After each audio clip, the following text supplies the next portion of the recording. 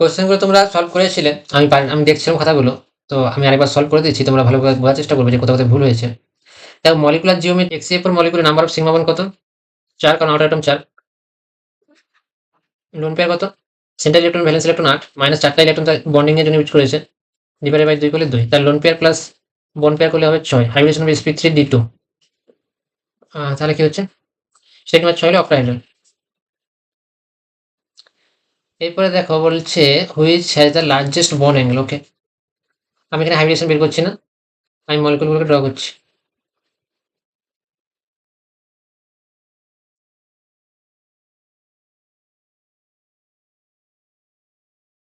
ওকে, largest bond angle,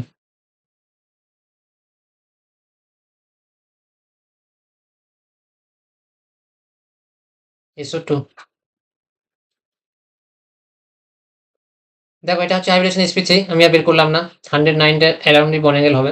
ammonia sp3 হাইব্রিডেশন, এখানেও bond angle হবে nearly 109 বলতে পারবো, বাট একটা 107 সেটা আমরা জানি। আর ওয়াটারও হাইব্রিডেশন sp3 বন্ড অ্যাঙ্গেল হবে 104। তো আমরা বলতে পারি যত লোন পেয়ার বাড়বে বন্ড অ্যাঙ্গেল কমবে, lone pair number of lone pair যত বাড়বে বন্ড অ্যাঙ্গেল তত কমবে। তাহলে সব থেকে বেশি হচ্ছে অ্যামোনিয়া, সরি সবচেয়ে বেশি হচ্ছে sp3 হবে মিথেন, সব থেকে বেশি হচ্ছে মিথেন 109। দুটো লোন পেয়ার সব থেকে বেশি বেশি রিপারসেন্ট করবে, তাদের বন্ড অ্যাঙ্গেল কমে যাবে। কিন্তু SO2 মলিকুলের হাইব্রিডেশনটা কত? SO2 মলিকুলের নাম্বার অফ সিগমা বন্ড কত? 2। নাম্বার অফ লোন পেয়ার কত? 6 মাইনাস 2 প্লাস 2, কারণ দুটো অক্সিজেন দুটো করে 4টা ইলেকট্রন ইউজ করেছে, ডিভাইডেড বাই 2 করলে কত হচ্ছে? 1। লোন পেয়ার 1, তাহলে স্ট্রেক নাম্বার কত? 3। ভাইব্রেশন কত? স্পিড 2। বন্ড অ্যাঙ্গেল কত হওয়া উচিত? 120 ডিগ্রি বন্ড অ্যাঙ্গেল হওয়া উচিত, আইডিয়াল বন্ড অ্যাঙ্গেল 120 ডিগ্রি হওয়া উচিত, কিন্তু লোন পেয়ার রিপালশনের জন্য বন্ড অ্যাঙ্গেল কমবে, অ্যারাউন্ড 119 ডিগ্রি ধরে নাও, অনেকে তোমরা করেছো 119 ডিগ্রি। তাহলে এটা সবসময় স্পিড টু হাইব্রিডেশন বন্ড অ্যাঙ্গেল সবথেকে বেশি হবে স্পিড থাকতে, এটাতে কোনো ডাউট করবে না। লোন পেয়ার থাকুক না থাকুক, স্পিড টুর বন্ড অ্যাঙ্গেল সবসময় বেশি হবে। sp2 বন্ড অ্যাঙ্গেল সবসময় বেশি, bond angle in sp2 hybridisation greater than হবে বন্ড অ্যাঙ্গেল sp3 হাইব্রিডেশন। প্রথমে হাইব্রিডেশন ফলো করবে, হাইব্রিডেশন তার থেকে বেশি হবে sp 180 ডিগ্রি, হাইব্রিডেশন অনুসারে প্রথমে ফলো করবে, তারপরে লোন পেয়ার লাগে এদের sp3 এর মধ্যে sp3 কম্পারিজন করবে, sp2 এর মধ্যে sp2 কম্পেয়ার করবে। যেমন bf3 বন্ড অ্যাঙ্গেল বেশি হবে SO2 থাকতে, তার কারণ হচ্ছে bf3 তে কোনো লোন পেয়ার নেই। বুঝতে পারলে? ভালো করে মিলাবে। তাহলে সবথেকে হাইয়েস্ট বন্ড অ্যাঙ্গেল হচ্ছে SO2, অপশন ডি হবে সঠিক অ্যান্সার। এবার হচ্ছে hybridisation of the central atom SF6 octahedral sp3d2।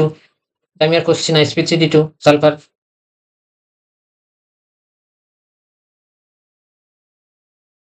দেখতে পেলে 6টা ইলেকট্রন কিভাবে সালফার ইউজ করছে।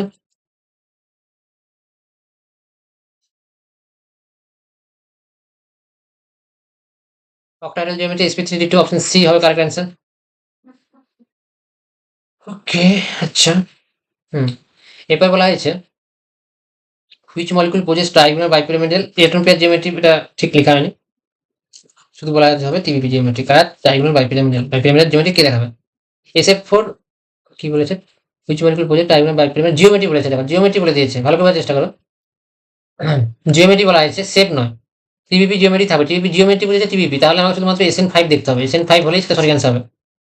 শেপ নয়, জিওমেট্রি চেয়েছে, তার জিওমেট্রি মানে কি হাইব্রিডেশন অনুসারে যেটা আকৃতি সেটা জিওমেট্রি, তাহলে স্টেডিয়াম 5 বের করতে হবে। SF4 স্টেডিং নাম্বার 5 ক্যালকুলেট করবেন। XCF4 সিগমা বন্ড 4 প্লাস 2 6, তাহলে এটা আনসার হবে না। BRF5 টিভি চাইছিল, BRF5 বলবেন কত? 7টা ইলেকট্রন, 7টার মধ্যে 5টা সিগমা বন্ড বানিয়েছে, প্লাস 7 মাইনাস 5 করলে 2, 2 বাই 2 করলে 1, তাহলে 6, এটা হবে না। টিপিপি জিওমেট্রি বলেছে তোমাকে। আচ্ছা, XCF2 দেখা যাক তো। যেমন 8টা ইলেকট্রনের মধ্যে 2টো ইলেকট্রন ফ্লোরিন ইউজ করেছে দুটো সীমা বন্ডের জন্য, বাকি 6টা ইলেকট্রন পড়ে আছে, সেইগুলো লোন পেয়ার হিসেবে থাকবে, তাহলে 3টে লোন পেয়ার থাকবে, তাহলে এটা হবে 5। তাহলে তুমি এখানে জিওমেট্রি জিজ্ঞেস করেছে মানে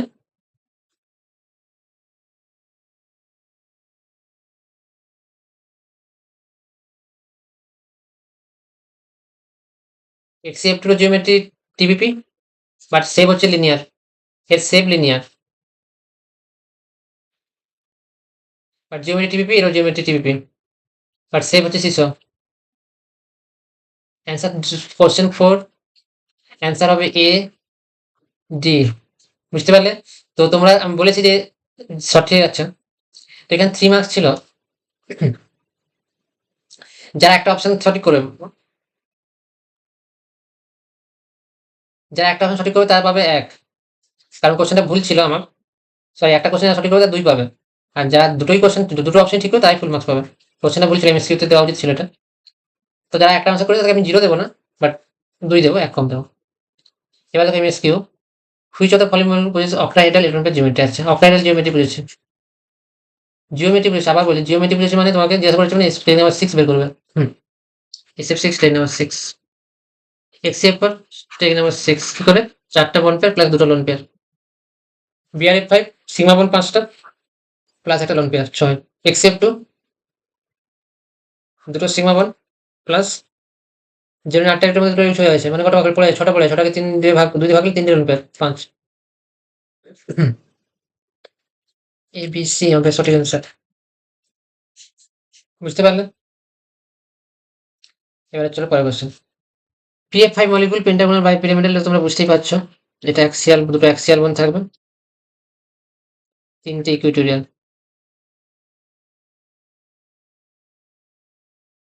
হলো axial bond length is greater than equatorial bond length.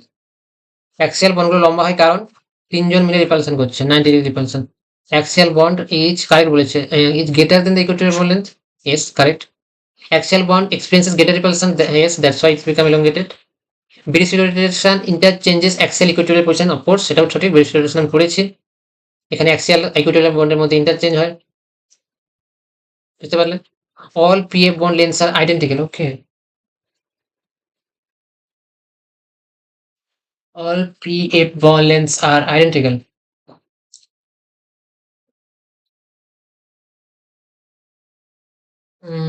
Bond length are identical বলা হয়েছে।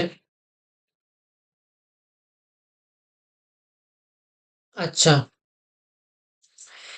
এটাকে সঠিক অ্যান্সার করো না, বাকি 3টে সঠিক অ্যান্সার করো। অল পিএফ বন্ডস আর আইডেন্টিক্যাল, বন্ড লেন্থ বলেছে, লেন্থগুলো আইডেন্টিক্যাল নয়, অ্যাক্সিয়াল বন্ডগুলোই লম্বা হয়, তবে তুমি মলিকুলটা সবসময় নিজেদের মধ্যে ইন্টারকনভার্সন করে থাকবে, মানে ইকুইটোরিয়াল অ্যাক্সিয়াল অ্যাক্সিয়াল হবে, কিন্তু অলওয়েজ অ্যাক্সিয়াল বন্ড লঙ্গার হবে দেন ইকুইটোরিয়াল বন্ড, এটা সবসময়ের জন্য সত্য।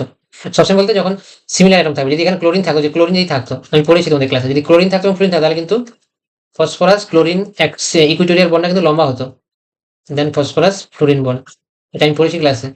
যদি অ্যাটমই চেঞ্জ হয়ে যায়, তাহলে যার যার বন্ড লেন্থ বেশি, ক্লোরিনের সাইজ বেশি, তাহলে বন্ড লেন্থ এরই বেশি হবে, এটা কিন্তু মাথায় রাখবে, এটা কিন্তু গুরুত্বপূর্ণ এক্সাম্পল, এটা নোট করবে। আমি পড়েছি টিউবি জিওমেট্রিতে, যদি না বুঝতে পারো এখন তাহলে তোমার লেকচার যাও, লেকচার গিয়ে টিউবি জিওমেট্রিতে 2টো লেকচার আছে, সেখানে কিন্তু তোমরা পেয়ে যাবে, দ্বিতীয় লেকচারটাতেই পাবে। প্রশ্ন তোমাদের করা হয়েছে, মলিকুলার জিওমেট্রি বলতে শুধুমাত্র অ্যারেঞ্জমেন্টস অফ অ্যাটম অনলি বোঝায়, এটাকে তোমরা শেপ, যদি মলিকুলের কোশ্চেন যদি কখনো শেপ থাকে, শেপ যদি বলা থাকে তাহলে সেটাকে মলিকুলার জিওমেট্রি করবে।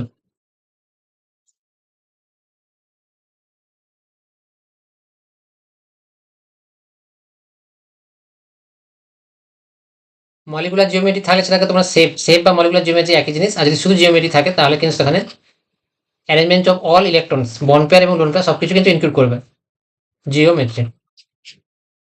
শুধু যদি জিওমেট্রি বলা থাকে তাহলে কিন্তু বন্ড পেয়ার এবং লোন পেয়ার সবই ইনক্লুড করবে, আর যদি মলিকুলার জিওমেট্রি বলে তাহলে কিন্তু মলিকুলার শেপ বা উনিশ শেপ টাইপ বের করে আসবে পরীক্ষা হলে। FCF four molecule, FCF four মলিকুলে জিওমেট্রি দেওয়া যেটা করতো তাহলে সেখানে কিন্তু হতো অক্টাহেড্রাল, আর এখানে যেহেতু মলিকুলার জিওমেট্রি বলেছে তাই মলিকুলার জিওমেট্রি অক্টাহেড্রাল হবে না, মলিকুলার জিওমেট্রি স্কোয়ার প্লেনার হবে। Molecular geometry square planer, shape বা মলিকুলার জিওমেট্রি হবে স্কোয়ার প্লেনার, আর যদি জিওমেট্রি জিজ্ঞাসা করতো তাহলে কিন্তু সেটা তো অক্টাহেড্রাল। দেখো এই কোশ্চেনে জিজ্ঞাসা করা হয়েছে তোমাদেরকে যে স্কোয়ার প্লেনার মলিকুলার জিওমেট্রি বলেছে, তাহলে তোমাকে শেপ, অ্যাকচুয়ালি শেপ বের করতে হবে। তাহলে ভালো করে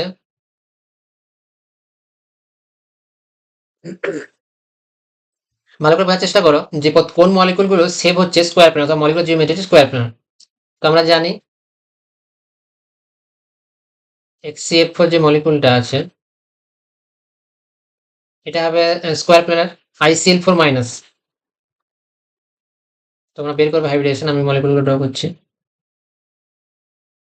7টা হয় তাহলে 8টা ইলেকট্রন, 4টে ইউজ করেছে, 4টে স্কোয়ার প্লেনার। একই রকম বিআর F4 মাইনাস, বুঝতে পারছো হাইড্রোজেন হ্যালোজেন, বিআর ও হ্যালোজেন, সিএল ফ্লোরিন হয়, তাহলে বিআর F4 মাইনাসও কিন্তু স্কোয়ার প্লেনারই হবে।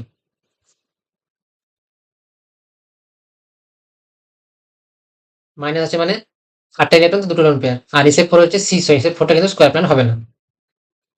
Regarding Prespa theory, which statement are correct? Lone pair repulsion is maximum. Lone pair repulsion is maximum. Lone pair decreases the bond angle. Correct. Electron pair geometry and molecular geometry are always, আচ্ছা এখানে দেখো বলে দিয়েছি, electron pair যখন geometry বলবে এটা হচ্ছে শুধু জিওমেট্রি, মানে যেটা সেটাকে শুধুমাত্র জিওমেট্রি বলতে পারো তোমরা। আর মলিকুলার জিওমেট্রি হচ্ছে সেম, মলিকুলার জিওমেট্রি হচ্ছে সেম। তো are always identical, always identical না, সবসময় হয় না। যেমন CH4 মলিকুলার ক্ষেত্রে দুটো সেম, টেট্রাহেড্রাল। কিন্তু অ্যামোনিয়া মলিকুলার ক্ষেত্রে একটা হচ্ছে জিওমেট্রি হচ্ছে টেট্রাহেড্রাল কিন্তু সেম হচ্ছে পিরামিডাল। বুঝতে পারছো, অলওয়েজ আইডেন্টিক্যাল নয়। Molecular shape depends only on bonded atom, এটাও ঠিক। তো এটা হচ্ছে ভুল অ্যান্সার। এ, বি এবং ডি হবে সঠিক অ্যান্সার। তো বুঝতে পারলে যে মলিকুলার জিওমেট্রি আর ইলেকট্রন পেয়ার জিওমেট্রিকে সময় শুধুমাত্র জিওমেট্রি পরীক্ষা প্রশ্ন আসবে, আর মলিকুলার জিওমেট্রি না হলে পরে সেখানে শেপ বলে দেবে। তো দুটো জিনিস খুব বোঝার বিষয়। আর ইলেকট্রন পেয়ার জিওমেট্রি যেটাকে আমরা শুধুমাত্র জিওমেট্রি বলবো, আর মলিকুলার জিওমেট্রি বলে সেটাকে আমরা শেপ বলবো। এইভাবে প্রশ্ন আসতে পারে, দুটো দিতে পারে, অথবা আজকে যে প্রশ্নতে যেভাবে বলা হয়েছে যে ইলেকট্রন পেয়ার জিওমেট্রি আর মলিকুলার জিওমেট্রি, অথবা আসতে পারতে শুধু geometry shape, geometry and shape. তখন জিওমেট্রি এন্ড শেপ বলে কিন্তু তোমাকে electron pair geometry, electron pair compare conclude করতে হবে, আর এখানে মলিকুলার শেপ বলে শেপ কনক্লুড করতে হবে।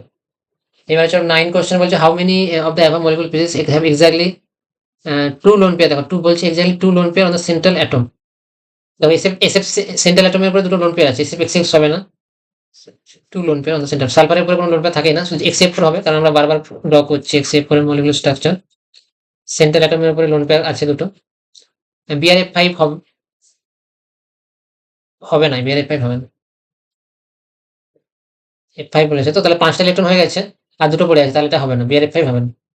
XCF2 মাত্র দুটো লোন পেয়ার বলেছে, দেখো 2 lone pair on the central atom. XCF2 তে 4টে কটা আছে, 3টে লোন পেয়ার আছে, 3টে লোন পেয়ার আছে না, তাহলে XCF2 হবে না, 3টে লোন পেয়ার যাচ্ছে। একই রকম ভাবে IF5 হবে না, আমরা BRF5 মানে I5 হবে না। CLF3 চলো দেখা যাক।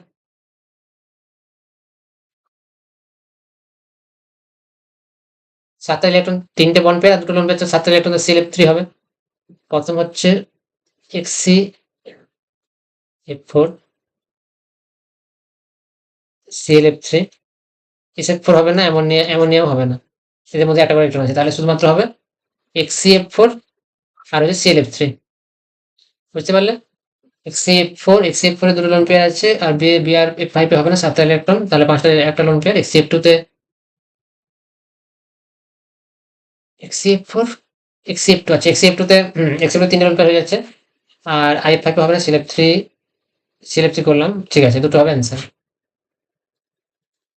এবারে দেখো লাস্ট কোশ্চেনে বলছে consider following molecule, how many different molecular geometries are represented among the above molecule?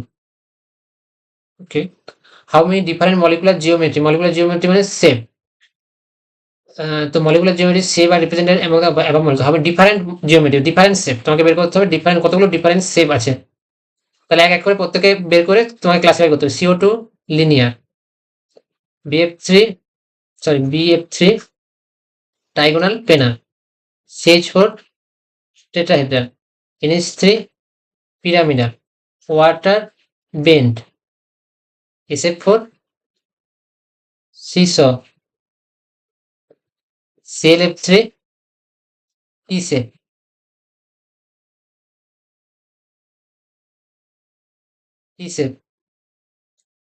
এখন কিন্তু একটা রিপিট হয়নি। XCF2 দেখো ফার্স্ট টাইম রিপিট হবে, XCF না রিপিট হবে না এখানে। লিনিয়ার, XCF2 শেপ কি XCF2 লিনিয়ার, তাহলে এটা লিনিয়ার হচ্ছে, XCF2 লিনিয়ার হবে। XCF4 square planer,